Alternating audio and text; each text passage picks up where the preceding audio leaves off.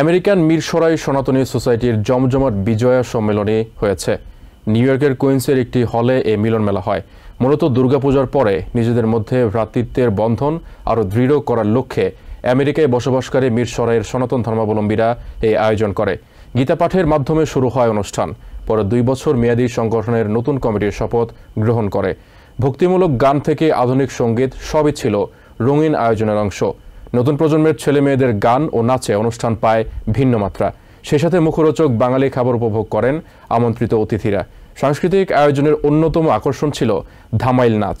আলোচনা সভায় বক্তারা সনাতন ধর্মীয় সংস্কৃতি, ঐতিহ্য ও সমাজের ঐক্য বজায় রাখার আহ্বান জানান।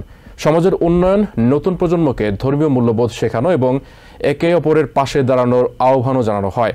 আগামী বছর আরও বড় পরিসরে পুনর্মিলনী আয়োজনের প্রত্যাশা জানিয়েছেন আয়োজকরা। পরবর্তী প্রজন্মকে দেখানো, বুঝানো যে আমরা সনাতন ধর্ম কি, আমরা কিভাবে সামনে ধর্ম পালন করি এবং কিভাবে একত্র হয়ে ভালোভাবে থাকি, এগুলি শেখানোর জন্য এবং সবাইকে একসাথে আনার জন্য এই আয়োজনটা।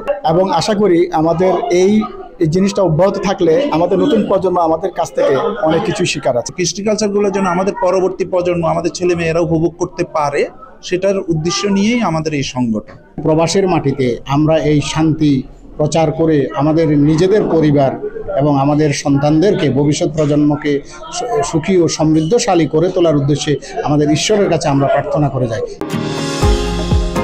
নিউ ইয়র্ক থেকে সম্প্রচারিত TVN 24 টেলিভিশন বিশ্বজুড়ে বাঙালির কণ্ঠস্বর।